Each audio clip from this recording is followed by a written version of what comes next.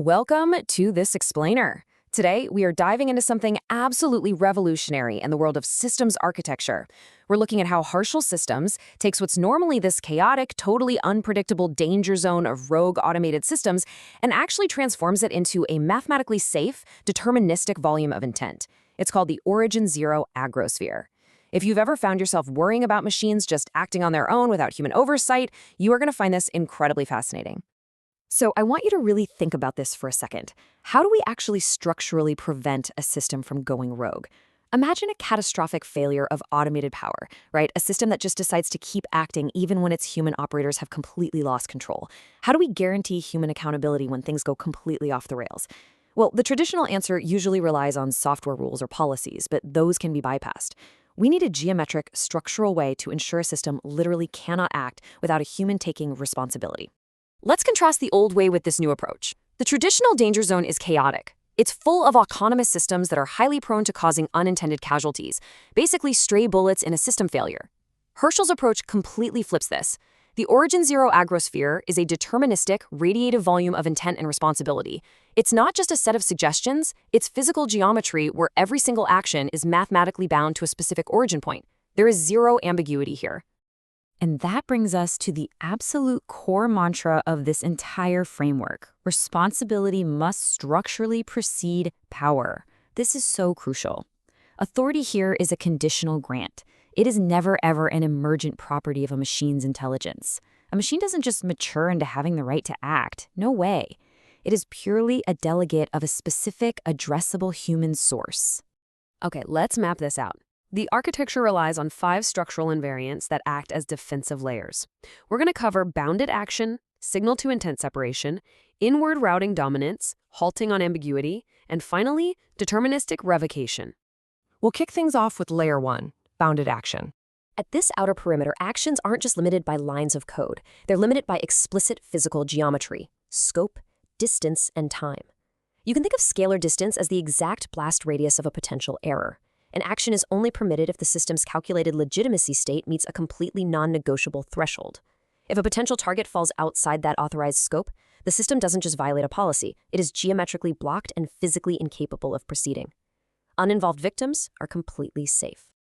Moving right along to Layer 2, signal-to-intent separation.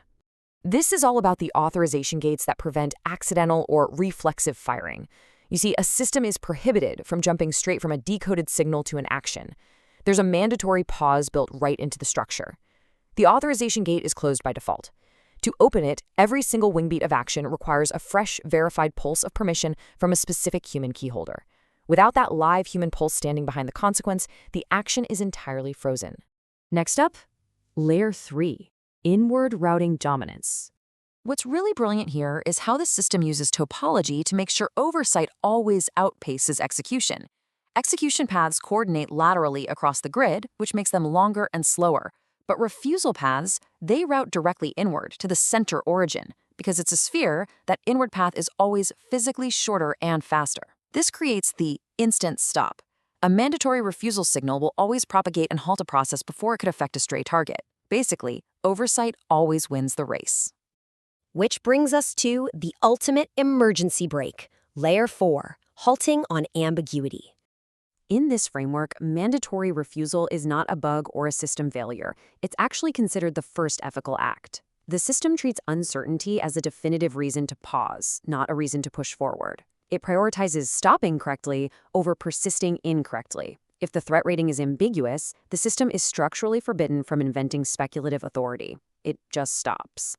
And this perfectly illustrates what's called the tardigrade standard. If that verified link to the human owner drops, the system doesn't panic. It automatically transitions into a safe, inert, cryptobiotic state. It's exactly like a tardigrade freezing itself in ice to survive. It preserves itself in a passive neural atomic body, or NAB phase, and just waits for the human origin to return. Finally, we reach the absolute dead center of the agrosphere. Layer 5, deterministic revocation. This all hinges on the single origin axiom. Every single identity and node within this sphere derives its existence from one immutable center point. So if a human keyholder revokes authorization, the system's geometry instantly invalidates all dependent nodes. This isn't a software shutdown that a rogue AI can fight against. It's a structural, mathematical collapse. Rogue actions and stray munitions become literally impossible because the addresses they need to exist just vanish. Plus, there is a relentless auditing mechanism. Let's say an entity tries to misrepresent its power, maybe claiming it's just advisory when it's actually issuing binding mandates.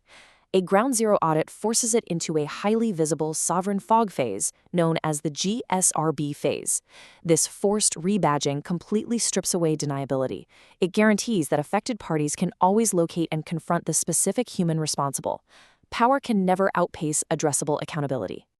Before we wrap up, we need to touch on commercial licensing. This revolutionary framework isn't just theory. All materials related to Harshal systems, including accountability-gated systems, the orb communicator model, and human-machine hybrid systems, are proprietary intellectual property. It is completely copyrighted 2026 by Harshal Priyavadan Patel, all rights reserved. Licensing is available via nspacesoul at iCloud.com. The model is super straightforward. It's a one-time, $1 billion payment for usage rights, or a distributed model of exactly $1 per person or unit within a licensee structure. I want to leave you with a final provocative thought.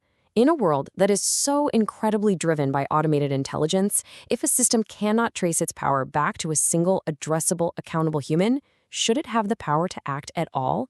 Harshal Systems argues the answer is definitively no. Thanks for joining me on this deep dive into the structural future of accountability.